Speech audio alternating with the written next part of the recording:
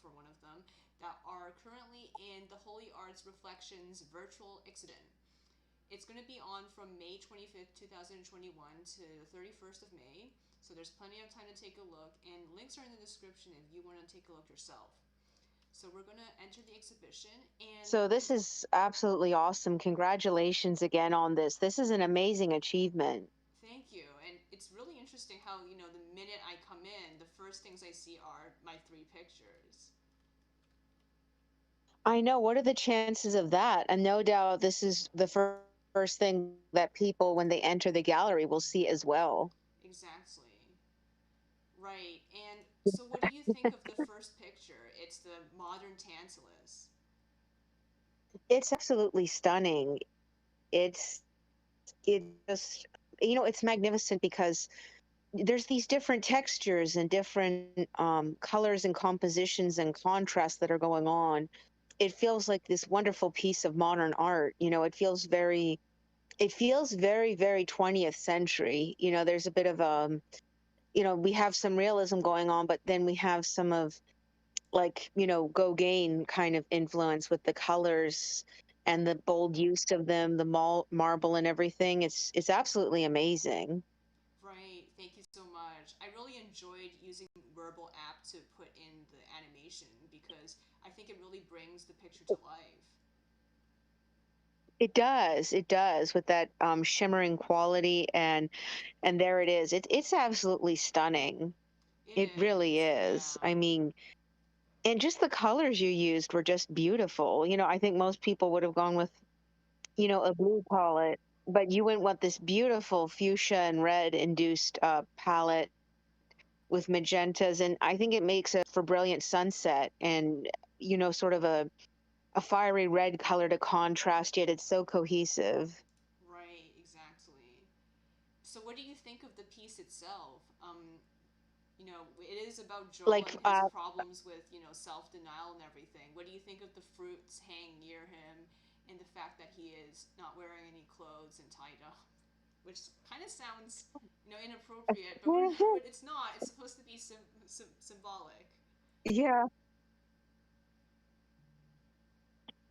Yes, of course, it is symbolic. I mean, I guess this is why you should never describe art pieces over the phone, because people will get the wrong idea. Like, but I guess to look at it from an artistic, analytical viewpoint, the composition, of course, follows a very nice, level line golden ratio, which you don't see very often in a lot of art pieces. So this fits golden ratio, so it feels, despite being very modern and having impressionistic tones with the textures, it feels kind of Renaissance like in its composition, its position, and everything.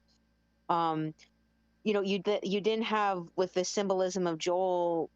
No, not a lot of people explore this theme, the Tantalus theme of, and also it's a self-imposed Tantalus situation. This isn't like Tantalus of old being cursed by the gods. This is a individual self-imposing this kind of restriction, and it's not even adhering to any kind of religious idea. It's more of moral and personal preference.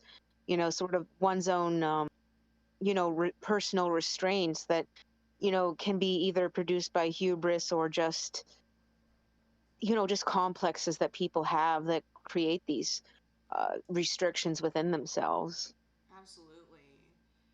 And definitely in Yeah, Joel's case, it's definitely his own restraints, isn't it? His own preferences as well as his restraints. definitely. So, I mean, seeing Joel chained up, okay, that sounded wrong, but seeing him restrained like so, um, it you know that it's definitely self-imposed. He's not being tormented or cursed by the gods. It's definitely a self-imposed, self-willed type of thing. Mm-hmm. And as we talked about before in some of our podcast episodes, he does this to himself because he has hubris, and he also thinks that he'd rather deny himself something he thinks he can never get than go through the, I guess, humiliation of trying to seek something he thinks he will never get. Exactly. It is just the most. highest form. There's different types of hubris, um, but this one I think it's the most damaging one of, not damaging, but it's the most immersive one of all, because it's such a personal thing, and it's such entwined and entrenched into the personal will of the individual. uh when you have this, and that's the thing, he doesn't want to go through the humiliation of trying. Mm-hmm. um I think Joel is a person who, for all intents and purposes, cannot stomach humiliation. And it's interesting to see that he does indeed allow himself to become humble. There's a difference between humble and humiliation, but he does allow himself to become humble when there's further developments in his life. Definitely. And the third picture in this series of pictures that are in this gallery will actually kind of illuminate what this development is. Yes, exactly, exactly. I loved your other I love your other pictures as well. Um, and I think it's to encapsulate sort of Joel breaking free and actually being liberated from his Definitely. hubris. Right. Yeah, Right. And I think it's a combination of being bullied and, his own shyness and his stutter that made him this way, right? very much so.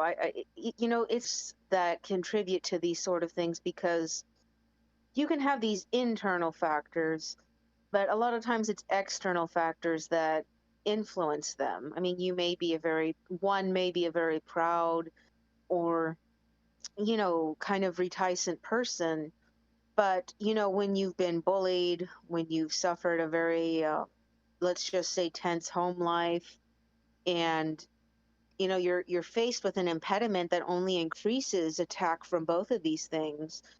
And it's a pediment you really can't control. I mean, some people can overcome it and work through it, and they do. But then some people, it scars them up very badly. And I think Joel is someone who is